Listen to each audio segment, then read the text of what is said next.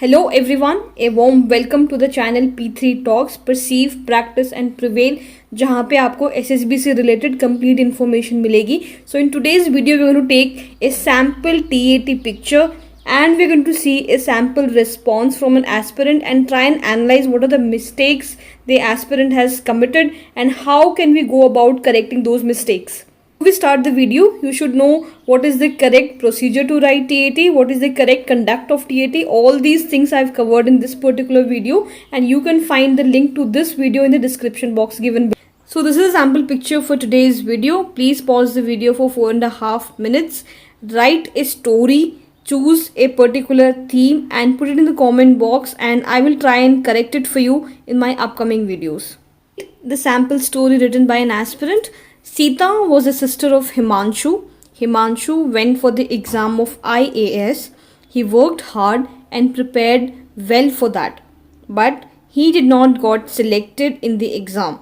So he closed the door from inside and was crying and her sister came from the window to see him, give him support. She motivated him to work hard for next exam. He topped the exam and was very happy and hugged her sister and dedicated his success to her. Before we start analyzing the particular response, please remember that in psychology test, no response is right or wrong. But always there is a better way to write your responses in your psychology test so that in a better way you can project your qualities, because at the end of the day SSB is a projective technology and the better you project, more are the chances for you to get selected. So I am going to tell you the better way to write your stories. Let's start the analysis. Sita was a sister of Himanshu. Let us see इसमें क्या mistakes है. First thing that you have to remember is आपकी जो story की पहली line होनी चाहिए वो हीरो का introduction होना चाहिए. हीरो के इंट्रोडक्शन में हीरो का नाम और उसका ऑक्यूपेशन आना बहुत ज़रूरी है, क्योंकि ऑक्यूपेशन के हिसाब से आइडिया लगता है कि आपने जो कैरेक्टर है उसका एज ठीक तरीके से परसीव किया है या नहीं किया है. अगर आप लिखते हैं कि एक 12th क्लास का स्टूडेंट है देन ऑब्वियसली वो उसका एज इमेजिन करेंगे कि 17, 18 या 16 एज होगा. On the other hand if you are saying कि कॉलेज 4th ईयर में है तो ऑटोमेटिकली इट वुड मीन कि आपने उसका एज परसीव किया है around 23 to 22. So that is one thing that you need to remember. Second thing, आपकी फर्स्ट लाइन में ये क्लियर होना चाहिए कि आपके स्टोरी का हीरो कौन होने वाला है. अब यहाँ पे सीता हिमांशु दो लोग हैं तो देयर इज ए कन्फ्यूजन कि who is going to be the hero, वो हमें बाद में पता चलेगा. तो ट्राई एंड मेक श्योर कि आप फर्स्ट लाइन में हीरो का इंट्रोडक्शन दे रहे हैं एंड जब आप सिचुएशन के बारे में बात कर रहे हैं तब आप सेकेंड कैरेक्टर को प्ले में ला सकते हैं. Second thing you need to remember is never use religious names for your characters. Hero हो या हीरोइन हो, कभी भी आप राम, रहीम या सीता या गीता ऐसे नाम आप मत यूज़ करिए. Try and use name of your friends itself. तो अगर आप अपने फ्रेंड्स के नाम यूज़ करेंगे तो आप बहुत ज़्यादा नेचुरल तरीके से स्टोरीज लिख पाएंगे. Let's move forward. Himanshu went for the exam of IAS. He worked hard and prepared well for that, but he did not got selected in the exam. तो यहाँ पे ये तो क्लियर हो गया कि हिमांशु की एज कितनी है, क्योंकि उसने IAS का एग्ज़ाम दिया है तो आई एम श्योर कम से कम एज 23 या 24 तो रही ही होगी. अब और यहाँ पे एस्पिरेंट ने एक सिचुएशन भी क्रिएट कर दी है कि हिमांशु ने बहुत मेहनत करी, IAS का एग्ज़ाम दिया बट सेलेक्ट नहीं हुआ. लेट अस सी कि स्टोरी को लिखना कैसे होता है, क्या फॉर्मेट होता है. तो first, what led to the situation. तो ये तो यहाँ पे बता दिया है कि ये सिचुएशन इसलिए आई क्योंकि वो एग्ज़ाम में फेल हो गया है. Second, what is currently happening. अब हमें ये देखना है कि इस पर्टिकुलर कैंडिडेट ने ये जो सिचुएशन आ गई है, IAS का एग्ज़ाम हुआ, अपियर हुआ, फेल हो गया बहुत मेहनत करने के बाद भी, तो उसके बाद इस सिचुएशन को कैसे हैंडल किया. लेट अस सी. अब आगे देखते हैं. तो आगे उसने ये किया, so he closed the door from inside. Let us see इसमें क्या मिस्टेक है. फर्स्ट थिंग, हमने सिचुएशन पहचान ली है कि IAS एग्जाम में फेल हो गया. Okay. Second, we were expecting कि हीरो किसी सोल्यूशन के साथ आएगा कि okay now I have failed, अब मुझे आगे क्या करना है. अब यहाँ पे सोल्यूशन जो दिया जा रहा है वो ये है कि जाके उसने डोर बंद कर दिया, that too from inside. As a solution to the problem this is what you come up with. आप अपनी इमेजिनेशन से सोल्यूशन में ये सोच पा रहे हैं कि आपने जाके डोर बंद कर लिया, so there is definitely some problem with you. Second thing, door बंद करने का रीज़न क्या है? क्या हिमांशु को पहले से पता नहीं था कि आईएएस एग्ज़ाम का रिजल्ट क्या होने वाला है? क्या उसने मॉक टेस्ट नहीं दिए थे? क्या उसने बहुत ज़्यादा पढ़ाई नहीं करी थी? या फिर उसे पता नहीं था कि उसका लेवल कितना है या कितना नहीं है? Did Himanshu set wrong expectations from himself? Please think about it. आगे पढ़ते हैं। So he close the door from inside and was crying and her sister came from the window to see him give him support. Let us see इसमें क्या mistakes हैं। First thing, IAS का exam दिया है, age होगा 23 से 24 and आप IAS exam में फेल होके यू आर क्राइंग इतना ज़्यादा कि आपने डोर को अंदर से बंद कर रखा है and your sister had to come from window. इसका क्या मतलब है? इसका ये मतलब है कि सिस्टर ने मल्टीपल टाइम्स डोर पे नॉक किया होगा, मल्टीपल टाइम्स फ़ोन भी किया होगा, मैसेज भी किया होगा, पेरेंट्स ने भी फ़ोन किया होगा, पेरेंट्स ने भी मैसेज किया होगा फ़ोन पे, but no response was there from Himanshu. इतनी देर तक हिमांशु ने ज़िद पकड़ी रखी और वो रूम में अपने आप को लॉक करके रोता रहा। What does it show about Himanshu? That जो मेंटल स्ट्रक्चर है हिमांशु का, जितना वो सोचने की क्षमता है वो बहुत ही ज़्यादा कम है। जानबूझ के कहीं ना कहीं अपने फैमिली मेम्बर्स को परेशान किया जा रहा है और इतना परेशान होने के बाद फाइनली सीता को विंडो के थ्रू आना पड़ा हिमांशु को मनाने के लिए।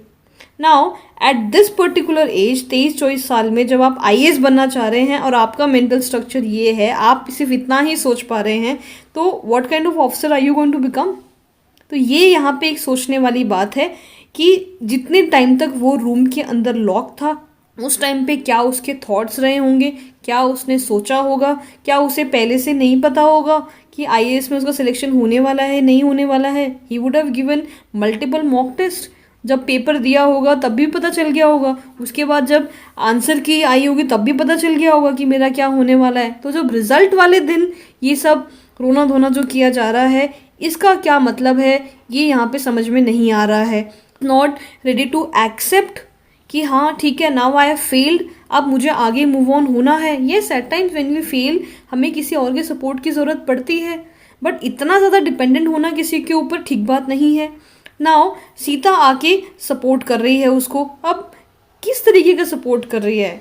ऐसा क्या सीता के पास क्वालिफिकेशन है जिसकी वजह से वो हिमांशु को इस पर्टिकुलर स्टेज पे सपोर्ट कर पा रही है? Move forward, she motivated him to work hard for next exam. Let us see यहाँ पे क्या प्रॉब्लम है। अब सिचुएशन ये थी कि ही has failed in an exam, उसे अब कैसे ठीक करना है नेक्स्ट एग्ज़ाम के लिए। उसके लिए साइकोलॉजिस्ट इज़ एक्सपेक्टिंग कि आप अपनी इंटेलिजेंस को यूज़ करते हुए कुछ स्टेप्स लिखेंगे कि हिमांशु ने ये किया, उसके बाद ये किया, यहाँ से हेल्प ली, वहाँ से हेल्प ली, स्ट्रैटेजी को चेंज किया, वट एवर दैट इज़। वो एक्सपेक्टेशन थी, बट उसकी जगह पे यहाँ पे सिर्फ एक लाइन लिख दी गई है, she motivated him to work hard for next exam. What does that mean? इसका ये मतलब है कि जिस एग्ज़ाम में अभी वो फेल हुआ है उसके लिए he was not motivated enough. If he was not motivated enough and he has failed, then why to cry about it? Accept it that I was not motivated enough, अब मैं अच्छे से पढ़ाई करके I am going to clear it. Third thing, what qualification does Sita has to motivate him? उसके बारे में तो आपने बताया ही नहीं है। सीता की क्या एजुकेशन है, क्या ऑक्यूपेशन है, वो हिमांशु से छोटी है, बड़ी है, नोबडी नोज, एंड यहाँ पे सीता आके मोटिवेट कर रही है। थर्ड थिंग, सीता का कैरेक्टर जो चूज किया है उसके बारे में भी साइकोलॉजिस्ट सोच सकते हैं कि वे वो शी अर्लियर। हिमांशु तो घर पे ही रहता है, सीता भी अगर घर पे ही रहती है, अगर हम इमेजिन करें, तो पहले क्यों नहीं मोटिवेट किया? आईएएस एग्जाम की तैयारी कर रहे हैं, पिछले 1.5-2 साल से कर रहे होंगे, तो उस टाइम पे motivate. Let's move forward. Next, he topped the exam and was very happy and hugged her sister and dedicated his achievement to her. इसका मतलब ये है हिमांशु और आईएएस एग्ज़ाम के बीच में एक पेप टॉक की कमी थी, वो पेप टॉक आके सीता ने दे दी and he cleared the exam. Is this real? Is this practical कि एक स्टेप आपने लिख दिया कि हाँ मोटिवेट कर दिया एंड देन ही क्लियर्ड? इतना सिंपल होता तो सब कोई आईएएस बन जाते, राइट? सो यहाँ पे कैंडिडेट्स के दिमाग में एक मिथ होता है कि हमें एंड में एक हैप्पी एंडिंग दिखानी है, बट वो हैप्पी एंडिंग दिखाने के चक्कर में most of the candidates miss the action steps कि एक्चुअल में हीरो ने अपनी इंटेलिजेंस को यूज़ करते हुए what did he actually do to achieve that happy ending. सिर्फ लिखने से कि उसने एग्ज़ाम टॉप कर दिया और अपनी सक्सेस को डेडिकेट कर दिया अपनी सिस्टर को, that is not enough. You have to write कि ये सब हुआ कैसे, what did he actually do on the ground level. Overall comments first, overall Himanshu is a person who is dependent on others.